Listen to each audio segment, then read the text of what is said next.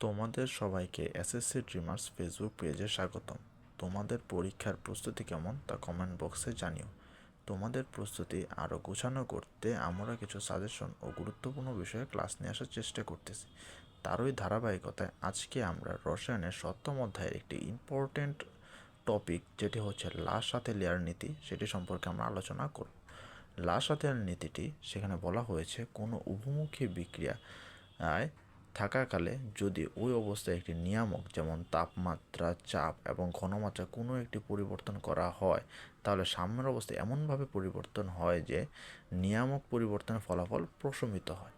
তাহলে আমাদের এই সূত্র বা এই প্রিন্সিপালে আমাদের কয়েকটি লাইন খুবই ইম্পর্টেন্ট বা কয়েকটি শব্দ, যেমন উপমুখী বিক্রিয়া, তাপমাত্রা, চাপ, ঘনমাত্রা ও প্রশমিত। তাহলে আমাদের প্রথমে একটি একটি পয়েন্ট করে বুঝতে হবে। প্রথমে বুঝতে হবে উপমুখী বিক্রিয়া কী। উপমুখী বিক্রিয়া হচ্ছে এমন একটি বিক্রিয়া, যেমন এখানে দেওয়া আছে H2 গ্যাস এবং আয়োডিন গ্যাস মিলিত হয়ে 2HI তৈরি করে।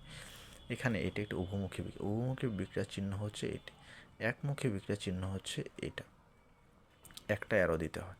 তাহলে আমরা উভমুখী বিক্রিয়া দেখতে পাচ্ছি যে উভমুখী বিক্রিয়ার ক্ষেত্রে সময় এবং বেগের একটি গ্রাফ দেওয়া আছে। সময় একটি বেগের গ্রাফ দেওয়া আছে, যেখানে সম্মুখমুখী বিক্রিয়ার হার এবং পশ্চাৎমুখী বিক্রিয়ার হার সমান হয়েছে।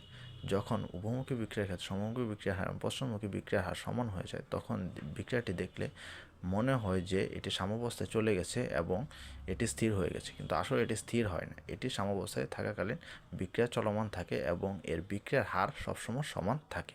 এটা হচ্ছে আমাদের উপমুখী বিক্রিয়া। এই উপমুখী বিক্রিয়ার উপর তাপমাত্রা, চাপ এবং ঘনমাত্রার অনেকটুকু ভূমিকা রয়েছে, এবং তাপমাত্রা, চাপ এবং ঘনমাত্রা কিভাবে কাজ করে এবং কিভাবে একটিকে বাড়ালে অন্যটি প্রশমিত করা হয় তা নিয়ে আমরা এখানে আলোচনা করব। তোমাদের প্রথম একটি জিনিস আমি বুঝিয়ে দিতে চাচ্ছি। যেমন তোমরা মনে করলো এটি একটি বাটখারা। এটি একটি বাটখারা হলে আমরা যদি এখানে একটা 1 কেজির যে কোনো একটা জিনিস, যেমন চিনি, ডাল, এমন একটা কিছু রাখতে পারি, এবং এই পাশে আমরা একটি বাটখারা রাখবো 1 কেজি, তাহলে আমাদের সঠিক ওজন প্রথমে দেখাবে। কিন্তু আমরা এখানে এই স্ট্যান্ডটাকে যদি আমরা একটু ডানে সরিয়ে দিই, তাহলে আমরা দেখতে পাবো যে এদিক বেশি উপরে চলে আসে। তাহলে আমরা যদি এটাকে আবার ব্যালেন্স করতে চাই, তাহলে আমাদের এখানে কিছু পরিমাণ ভর আবার যুক্ত করতে হবে। যদি আমরা কিছু পরিমাণ ভর যুক্ত করি, তাহলে সেটি আবার সাম্যাবস্থায় চলে আসবে। যেমন বাটখারা যেভাবে কাজ করে, সেভাবে আমাদের এই লা-শাতেলিয়ার নীতিটা কাজ করে। আমরা যদি কোনো বিক্রিয়ায় আমরা যদি সাম্যাবস্থা কখনো চেঞ্জ করতে পারবো না, তাই আমরা যদি তাপমাত্রা, চাপ বা ঘনমাত্রা দেই, তাহলে সাম্যাবস্থা এমনভাবে পরিবর্তন হবে যেন এটি অন্য একটি, যেমন তাপমাত্রা যদি বাড়ায় তাহলে চাপ কমে যাবে, চাপ যদি বাড়ে তাহলে তাপমাত্রা কমে যাবে, এভাবে একটি কমে এবং একটি বেড়ে এর সাম্যাবস্থা সবসময় অক্ষুণ্ণ রাখবে। সেটাই হচ্ছে লা-শাতেলিয়ার নীতি। তাহলে আমরা মনে করি কিছুটা বোঝাতে পেরেছি। তোমাদের আরেকটু সামনে গেলে সবটা ক্লিয়ার হয়ে যাবে। তাহলে এখানে দেখতে পাচ্ছ যে সাম্যাবস্থা একটি গ্রাফ, যেমন বেগ এবং সময়ের গ্রাফ। যখন একটি বিক্রিয়ার প্রথম ধাপে শুরু হয়, তখন তার সম্মুখমুখী বিক্রিয়ার হার, যে গ্রাফটা এখানে দেখানো হয়েছে, এই সম্মুখমুখী বিক্রিয়ার হার এবং পশ্চাৎমুখী বিক্রিয়ার হার যেটা নিচে দেখানো হয়েছে, সেই দুইটা, যেমন সম্মুখমুখী বিক্রিয়ার হার আস্তে আস্তে কমতে থাকে এবং পশ্চাৎমুখী বিক্রিয়ার বেগ আস্তে আস্তে বাড়তে থাকে। এখানে এইটুকু হচ্ছে পশ্চাৎমুখী বিক্রিয়া এবং এইটুকু হচ্ছে সম্মুখমুখী বিক্রিয়া। তার মানে হচ্ছে বিক্রিয়ক বিক্রিয়ক বিক্রিয়ক সমান সমান হচ্ছে সম্মুখমুখী বিক্রিয়া। তাহলে তোমরা এটা মনে রাখতে পারো যে বিক্রিয়ক সমান সমান সম্মুখমুখী বিক্রিয়া, এবং উৎপাদ উৎপাদ সমান সমান হচ্ছে পশ্চাৎমুখী বিক্রিয়া। উৎপাদ সমান সমান হচ্ছে পশ্চাৎমুখী বিক্রিয়া। তাহলে তোমরা এই পয়েন্টটি মনে রাখতে পারো। তাহলে আমরা সংজ্ঞাটা আরেকবার পড়ে নিই। কোনো উভমুখী বিক্রিয়ার সাম্যাবস্থায় থাকাকালে যদি ওই অবস্থায় একটি নিয়ামক, যেমন তাপমাত্রা, চাপ, ঘনমাত্রা কোনো একটি পরিবর্তন করা হয়, তাহলে সাম্যের অবস্থা এমনভাবে পরিবর্তন হয় যেন নিয়ামক পরিবর্তনের ফলাফল প্রশমিত হয়। যেন আমরা যদি তাপমাত্রা, চাপ এবং ঘনমাত্রা পরিবর্তন করি, তাহলেও সেটি প্রশমিত করতে পারে। তাহলে আমরা জিনিসটা বুঝতে পেরেছি। তাহলে আমরা প্রথমে তাপমাত্রার প্রভাবটা নিয়ে আলোচনা করব। তাপমাত্রার প্রভাব আলোচনা করতে হলে আমাদের প্রথমে দুইটি জিনিস জানতে হবে, যেমন একটি হচ্ছে তাপ উৎপাদী বিক্রিয়া, একটা হচ্ছে তাপ হারি বিক্রিয়া। তাপ উৎপাদী বিক্রিয়া হচ্ছে এমন একটি বিক্রিয়া যেখানে দুটি মৌল বা দুটি অণু যুক্ত করে একটি যৌগ তৈরি করে। সেখানে তাপ উৎপন্ন হয়। তাপ উৎপন্ন হওয়ার ক্ষেত্রে কারণগুলো বিশ্লেষণ করলে দেখা যায় যে তাদের মধ্যে ল্যাটিস এনথালপি এবং হাইড্রোজেন এনথালপির কারণে এই শক্তিটুকু উৎপন্ন হয়।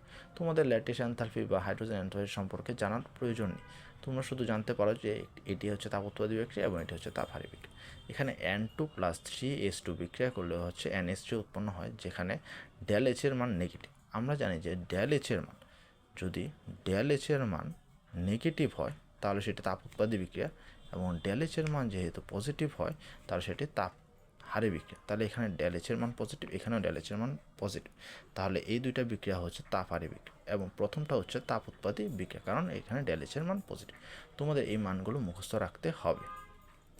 তাপ উৎপাদী বিক্রিয়ার ক্ষেত্রে আমরা যদি তার সম্মুখমুখী বিক্রিয়ার যদি আমরা এখানে তাপ প্রয়োগ করি, তাহলে তোমরা দেখতেই পাচ্ছ এটি যেহেতু একটি তাপ উৎপাদী বিক্রিয়া, তাই আমরা যদি এখানে আবার তাপ দিই তাহলে সেটি উল্টো দিকে চলে আসবে, কারণ তার তাপের প্রয়োজন নেই, কিন্তু আমরা এক্সট্রা করে তাকে তাপ দিচ্ছি, তাই সেটি পিছন দিকে ব্যাক করবে। তাই এখানে বলা হয়েছে যে তাপ উৎপাদী বিক্রিয়ার ক্ষেত্রে বিক্রিয়া সাম্যাবস্থায় থাকাকালে তাপ প্রয়োগ করা হলে বিক্রিয়া পিছনের দিকে অগ্রসরিত হয়। যদি কোনো একটি বিক্রিয়া পিছন দিকে অগ্রসরিত হয়, তার মানে তার উৎপাদ কমে যাচ্ছে, এবং উৎপাদ কমে গেলে আমরা এটি বলতে পারি যে তাপ যদি বাড়ানো হয় তাহলে উৎপাদ কমে যায়। এটা আমরা এখান থেকে স্পষ্ট হয়েছে। আবার তাপহারী বিক্রিয়া হলো এমন একটি বিক্রিয়া যেখানে আমরা নিজেদের থেকে শক্তি দিয়ে ওই বিক্রিয়াটি করাতে হয়, তাই আমরা যদি সেখানে তাপ প্রয়োগ করি তাহলে বিক্রিয়াটি আরও ভালো হবে, কারণ সে তাপ চাচ্ছে, আমরা যদি সেই তাপটি প্রোভাইড করতে পারি তাহলে সুন্দর একটি বিক্রিয়া হবে। তাই আমরা এখানে দেখতে পাচ্ছি যদি এখানে তাপ বাড়ানো হয় তাহলে উৎপাদ বৃদ্ধি পাবে। তাহলে আশা করি তোমরা সেটি বুঝতে পেরেছ।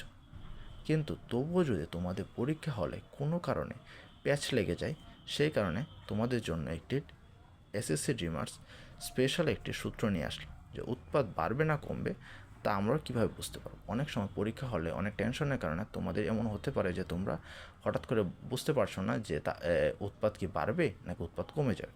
তখন তোমরা একটি পরীক্ষার মাধ্যমে সেটি করতে পারো, একটি সূত্রের মাধ্যমে। সূত্রটা হচ্ছে ΔH ইন্টু তাপমাত্রা কি বৃদ্ধি করছে না হ্রাস করছে সমান সমান বিক্রিয়ার দিক।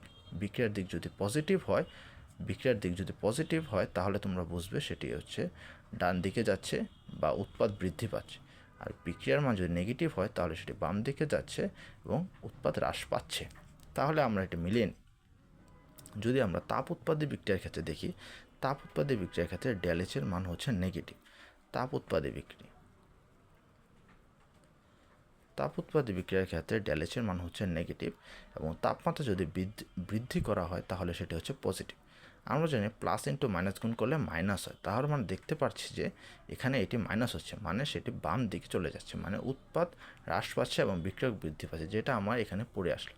তাহলে তোমরা বুঝতেই পারছো যে সহজেই আমরা অনেক সময় যদি পরীক্ষা হলে অনেক চাপের কারণে আমরা কিছু একটা জিনিস ভুলে যাই, তাহলে আমরা এই সূত্রটি যদি মনে রাখতে পারি তাহলে খুব সহজেই আমরা সেটির দিকটা নির্ণয় করতে পারব। আশা করি তোমাদের এই সূত্রটা সাহায্য করতে পারে। তাহলে তাপমাত্রার প্রভাব এখানে শেষ। তাহলে এখন আমরা আলোচনা করব চাপের প্রভাব। চাপের প্রভাবের ক্ষেত্রে আমাদের দুইটি পয়েন্ট খুবই নির্দিষ্টভাবে জানতে হবে। এছাড়াও তোমরা দুইটা বিক্রিয়া সবসময় মনে রাখবে, এইটা এবং এইটাও মনে রাখতে পারে। এই তিনটা বিক্রিয়া অনেক বেশি ইম্পর্টেন্ট, কারণ বোর্ড পরীক্ষায় সবচেয়ে বেশি এই তিনটা ম্যাথ আসে। তাহলে তোমাদের চাপের প্রভাব প্রথমে লক্ষ্য করার ক্ষেত্রে তোমাদের মনে রাখতে হবে, যেমন তোমাদের আমি আগের পৃষ্ঠায় দেখিয়েছি যে যখন তাপমাত্রা বৃদ্ধি না হ্রাস পাবে তা নির্ভর করে হচ্ছে এটি কি তাপ উৎপাদী বিক্রিয়া না তাপহারী বিক্রিয়া। তাই তোমাদের তাপমাত্রার ক্ষেত্রে তাপ উৎপাদী না তাপহারী তা দেখতে হবে, এবং চাপের ক্ষেত্রেও তোমাদের দুইটা জিনিস লক্ষ্য রাখতে হবে, যেমন বিক্রিয়ক ও উৎপাদের মোল সংখ্যার পার্থক্য আছে কিনা এবং সকলের অবস্থা কি গ্যাসীয় আছে কিনা। তোমাদের এই দুইটা জিনিস তোমার সবসময় খেয়াল রাখতে হবে। তোমরা চাপের প্রভাব ব্যাখ্যা করতে যখন যাবে তখন তোমার অবশ্যই এই দুইটা জিনিসের উপর লক্ষ্য রাখতে হবে। এই দুইটা জিনিস যদি তুমি লক্ষ্য না করো তখন কোনোভাবেই তুমি একটি প্রশ্ন সঠিকভাবে উত্তর করতে পারবে না। তুমি এখানে দেখতে পাচ্ছ যে এখানে নাইট্রোজেন আছে 1 মোল এবং হাইড্রোজেন আছে 3 মোল, তাহলে 3 আর 1 যা মানে 4 মোল। এখানে NH3 আছে 2 মোল, তাহলে এখানে ΔN সমান হচ্ছে 2 - 4 - 2 মোল, মানে এখানে ডেল এন মানে বিক্রিয়ক এবং উৎপাদের মূল সংখ্যার পার্থক্য রয়েছে। বিক্রিয়ক এবং উৎপাদের মূল সংখ্যার পার্থক্য থাকার কারণে আমরা এখানে অবশ্যই চাপের প্রভাব বর্ণনা করতে পারব।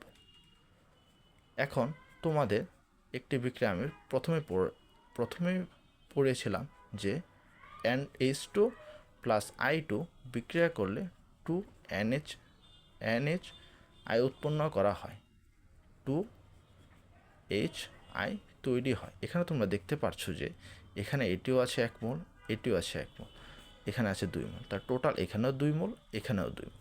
তাহলে এখানে তোমরা বিশ্লেষণ করার সময় বলে দিবে যে এখানে চাপের প্রভাব নেই, কারণ এখানে এই শর্তটি ফুলফিল হচ্ছে না যে এখানে তাপমাত্রা পার্থক্য থাকতে হবে।